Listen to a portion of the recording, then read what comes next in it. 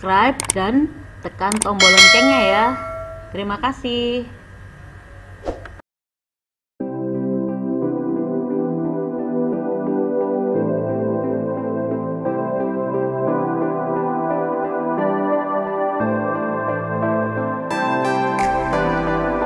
Oke, kita lanjutkan pada materi berikutnya. Semoga pada materi ini kalian tetap semangat, karena memang teori tentang desain grafis ini sangat penting ya. Jadi agar kalian bisa mengetahui standar kalau membuat desain itu harus seperti apa. Sebelumnya kita sudah membahas tentang apa itu desain grafis dan unsur-unsur desain grafis. Sekarang kita akan membahas tentang prinsip desain grafis. Apa sih prinsip prinsip desain grafis? Seorang desain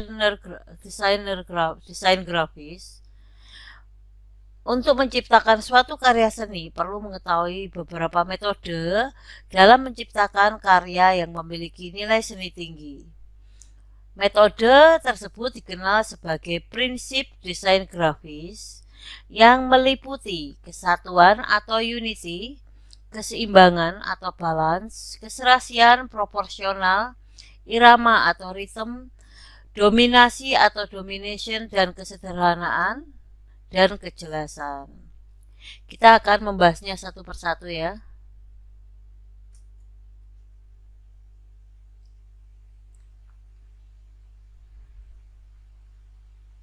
Oke, yang pertama adalah unity atau kesatuan. Kesatuan merupakan upaya dalam menyatukan elemen-elemen atau unsur desain sehingga menimbulkan kesan harmonis. Satu elemen dengan elemen yang lain saling mendukung dan memudahkan penyampaian pesan kepada pembaca. Tanpa adanya kesatuan dalam karya seni atau desain grafis akan membuat terlihat desain kita seperti tercerai-berai, kacau, sehingga tidak enak untuk dilihat. Jika satu atau beberapa dalam susunan tersebut saling berhubungan, maka kesatuan dapat tercapai. Hubungan tersebut antara lain hubungan kesamaan, kemiripan, keselarasan, keterikatan, kedekatan atau kerapatan. Hubungan ini kemudian dapat digunakan untuk mencapai suatu kesatuan teknik dalam desain agar dapat terlihat menjadi kesatuan. Dapat dilakukan dengan teknik proximate approach, alignment approach, repetition approach, dan continuation approach. Oke ya, dari ini kita kesatuan ya, ini perlu diingat adanya hubungan kesamaan. Nah, ini sama-sama bulat ya, jadi terbentuk seperti menjadi suatu kesatuan ya. Kemudian selaras ya, selaras, jadi dia berderet-deret. Ada keterikatan, dia rapat-rapat ya. Ini salah satu contoh suatu kesatuan harus seperti ini ya. Poinnya adalah ini, adanya hubungan kesamaan, kemiripan, keselarasan, keterikatan, kedekatan, atau kerapatan. Oke ya. Berikutnya kita lanjutkan.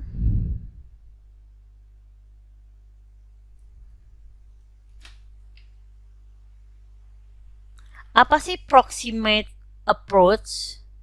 Proximate approach adalah pengelompokan, mendekatkan elemen-elemen desain atau unsur-unsur informasi yang berkaitan secara logis. Manfaat dari menggunakan proximate approach adalah sebagai berikut. Halaman yang lebih terorganisir, adanya ruang kosong yang cukup. 2. Memiliki hierarki atau alur baca. 3. Pesan lebih relatif tersampaikan. Yaitu dikelompok-kelompokkan ya ini ya. Proximate approach adalah pengelompokan untuk mendekatkan elemen-elemen desain. Oke, lanjut. Kemudian adalah alignment approach, pemilihan salah satu alignment atau penjajaran, pola penataan dari elemen-elemen desain atau unsur-unsur yang disampaikan. Terdapat 3 jenis alignment, yaitu rata tengah, rata kiri, atau rata kanan. Penggunaan center alignment atau rata tengah sangat mudah dicapai, akan tetapi kesan yang didapat dari rata tengah akan terlihat statis, formal, dan relatif membosankan. Berbeda dengan penggunaan rata kiri atau rata kanan, relatif lebih sulit dicapai, tetapi akan memberikan kesan yang dinamis dan tidak membosankan. Repetition approach. Repetition approach juga merupakan salah satu cara. Repetition adalah pengulangan ya anak-anak. Adalah salah satu cara untuk mencapai kesatuan dengan cara mengulang-ulang atau memberi kesamaan pada elemen-elemen desain seperti warna, arah, ketebalan garis, jenis, dan ukuran font. Oke ya. Seperti itu. Jadi sebenarnya ada di elemen-elemen contoh ya, mungkin headline-nya ada unsur warna merahnya, di sub headline-nya warnanya mungkin di putih dan merah ya untuk headline-nya, tapi di sub headline-nya itu menggunakan warna merah dan hitam. Jadi ada unsur merahnya yang diulang sehingga suatu desain menjadi satu kesatuan. Kemudian mungkin di ilustrasinya sekilas seperti berbeda, tapi ada pengulangan di warna merah. Oke, itu kalau jadi ada pengulangan di warna merah, bisa juga bentuk yang lainnya. Oke, kita bahas selanjutnya terlebih dahulu. Continuation approach. Apa sih continuation approach? Continuation atau berkesinambungan dicapai dengan memberikan kemiripan atau kesamaan elemen-elemen desain atau unsur komunikasi dari setiap medium yang berbeda dalam konteks yang sama. Hal ini bertujuan untuk menguatkan pesan yang disampaikan kepada target pembaca. Ya, jadi untuk membuat suatu kesatuan harus ada kesamaan. Kalau saya contohkan, keluarga ya, keluarga itu beda-beda, karakternya beda-beda, cara berpakaiannya beda-beda, tapi bisa disebut unity atau kesatuan atau keluarga, pasti ada yang menghubungkannya, ada kemiripan, ada kesamaan yang meskipun kecil tapi satu. Mungkin satu keluarga mancung semua, satu keluarga ada yang putih ada yang coklat tapi mancung hidungnya sama semua. Itu salah satunya ya, kalau saya gambarkan seperti itu. Kemudian prinsip desain grafis yang kedua tadi menjelaskan tentang unity ya, tapi sekarang kita bahas prinsip desain grafis yang kedua, yaitu keseimbangan atau balance. Keseimbangan merupakan prinsip desain yang jika dipandang terlihat nyaman dan mudah dilihat sehingga tidak mudah gelisah ketika melihat hasil dari desain grafis. Seperti halnya jika kita melihat pohon atau bangunan yang akan roboh, maka kita menjadi tidak nyaman dan cenderung gelisah. Dalam bidang desain grafis, keseimbangan tidak dapat diukur, tetapi hanya dapat dilihat dan dirasakan.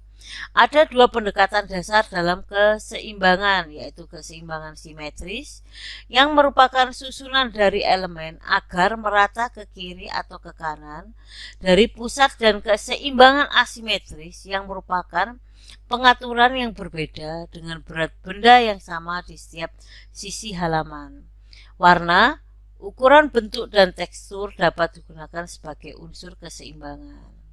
Ini ya, di sini kelihatannya beda ya. Kalian lihat ini lingkaran ini besar 1, kemudian lingkaran kecil-kecil 4. Nah ini dianggap seimbang ya. Jadi kecil-kecil 4. Nah ini nilainya digambarkan sudah seimbang kanan kirinya. Ini kecil tapi 4, ini 1. Dan simetris ya ini ya.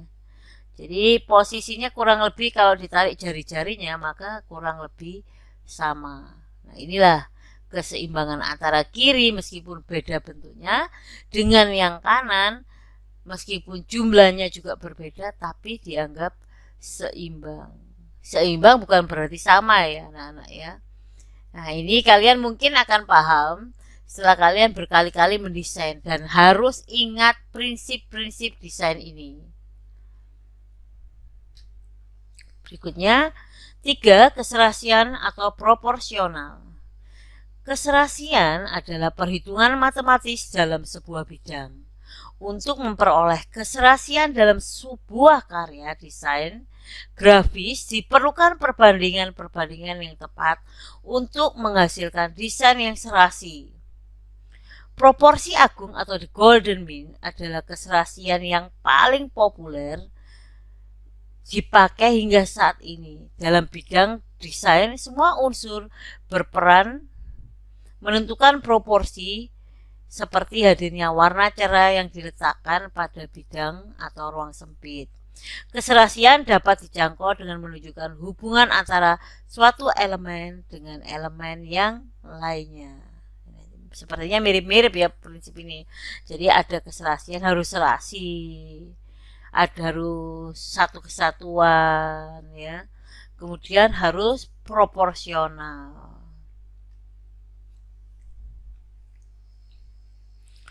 Empat, irama atau rhythm. Dalam bidang desain grafis, aspek irama kurang terlihat nyata. Hal ini karena desain grafis kurang terlihat tidak memiliki unsur waktu atau tempo. Jadi kalau kita desain mungkin iramanya atau ritmenya nggak kelihatan ya. Kalau musik kan kelihatan ya ketukannya, temponya. Per berapa detik sekali, per 1/20 detik lagi kecepatannya seberapa, lambatnya temponya itu ada. Sehingga untuk memperoleh suatu desain ini, karena di desain grafis ini gambar, maka untuk memperoleh suatu desain yang mempunyai irama sangat sulit, beda dengan musik. Sedangkan irama itu sendiri adalah pengulangan gerak yang teratur dan terus-menerus. Beberapa teknik agar diperoleh hasil desain terlihat iramanya dapat dilakukan sebagai berikut ya. Ini caranya ya. 1. Jika objek yang ditata hanya satu, akan dapat memiliki nilai irama apabila latar belakang diberi bentuk-bentuk yang memiliki gerak pengulangan. Contohnya menggunakan kontur, shadow, outline pada Corel Draw. 2. Untuk menata objek yang jumlahnya banyak yang memiliki bentuk yang sama atau mirip, tidak perlu untuk diberi tambahan hiasan pada objeknya. Cukup disusun secara berulang sehingga dapat membentuk garis semu lurus, berkelok, zigzag maupun melingkar. Ini contoh irama ya. Di sini coba lihat, ini kotak hitam pekat banget. Kemudian warnanya menurun menjadi abu-abu tua dan ada pergerakan. Nah, penurunan yang step by step ini yang disebut irama. Dari kotak pelan-pelan menjadi lingkaran dan warnanya makin cerah. Nah, contoh irama atau ritme yang lainnya adalah gradasi ya. Jadi kalau kulit kita ya dari gelap ke terang kayak hidungnya digradasi, ujungnya biar lancip terang. Nah, dengan irama ini kita bisa memberi kesan ya pada suatu desain. Jadi kalau saya contohkan tadi hidung ya, biar kelihatan mancung maka di shading. Samping-sampingnya gelap, pada bagian ujungnya diberi highlight atau terang. Biar alami, biasanya shading itu bertahap, ada iramanya, nggak boleh langsung blek blek blek tebel. Dari habis hitam ke putih itu nggak ada iramanya. Jadi prosesnya dari hitam mulai terang itu untuk desain grafis irama bisa dirasakan melalui gradasi pada suatu gambar atau pergeseran gambar secara bertahap. Oke ya. Mungkin ritme ini kalau di desain grafis mungkin pada animasi ya, gerakan dengan ada tempo per sekian detik dan bertahap. Yang kelima, dominasi atau domination. Dominasi merupakan salah satu prinsip desain yang harus ada dalam sebuah karya seni desain grafis. Dominasi berasal dari kata dominance yang berarti keunggulan. Sifat unggul dan istimewa ini menjadi suatu unsur yang dapat menarik perhatian. Dalam dunia desain, dominasi lebih dikenal dengan center of interest, jadi pusat dari perhatian, focal point, dan eye catcher. Dominasi mempunyai tujuan yaitu menarik perhatian, menghilangkan kebosanan, dan untuk keberaturan. Biasanya ditenggarai dengan empasis. Teknik dalam menggunakan prinsip dominasi adalah sebagai berikut.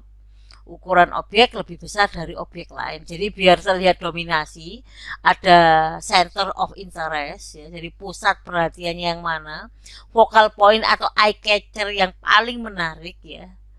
Itu kalian yang pertama ini ukurannya harus lebih besar dari objek yang lain. 2. Penggunaan warna yang berbeda dengan objek yang lain.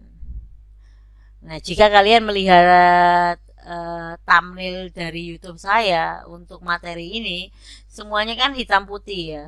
Nah, untuk judulnya saya beri dominasi atau yang paling menonjol adalah warna merah. Dia kelihatan untuk judul sangat menarik. Yang ketiga, jika objek yang digunakan terlalu banyak dapat dikelompokkan. Jadi ada pengelompokan tersendiri agar terlihat lebih dominasi. Umpama ya, ilustrasi jualan gambar burger. Nah, caranya biar burger ini menarik, ya ini dipakai. Ukuran harus lebih besar dari objek yang lain. Jangan sampai gambar burgernya kecil, hiasan telenan, daun-daunan, atau pisau untuk memotongnya itu tampak lebih menarik daripada gambar burger ini sendiri. Jadi burger yang akan kita targetkan menjadi pusat perhatian dan akan kita komunikasikan enaknya dan kualitasnya bisa terlihat lebih unggul atau empasis. Jadi dia harus menjadi center of interest-nya. Oke. Kalau umpamanya ada produk kecantikan skincare ya, meskipun modelnya juga cantik, tapi harus diingat center of interest-nya bukan modelnya. Model adalah sebagai pendukungnya. Ibaratnya headline-nya adalah skincare-nya. Sub-headline-nya adalah artisnya. Tapi sub-headline atau objek yang lain dari skincare ini nggak boleh lebih menonjol daripada produk skincare itu sendiri. Atau mungkin sama besar tapi dengan warna yang berbeda. Skincare-nya warnanya lebih ditekankan dengan diberi cahaya ya, mungkin ya diberi lighting yang lebih menarik. Modelnya dibuat redup berada di belakang produk tersebut. Jika memang objek yang digunakan terlalu banyak, bisa dikelompok-kelompokkan ya sesuai posisinya ya. Itu harus diingat ya. Oke, itu cara membuat suatu desain agar ada dominasi. Ya, apa yang harus didominasikan ya pasti pesannya itu yang harus kalian desain mendominasi. Ya. Oke, lanjut.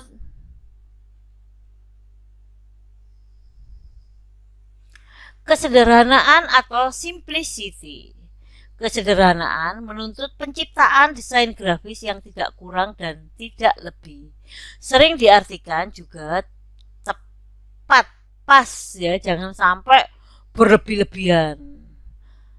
Jadi sesuai ya, headline yang menonjol, subheadline ya jangan terlalu menonjol. Ilustrasi ya dibuat untuk mendukung itu, jangan sampai ilustrasinya lebih menonjol daripada headline-nya atau tujuan utamanya.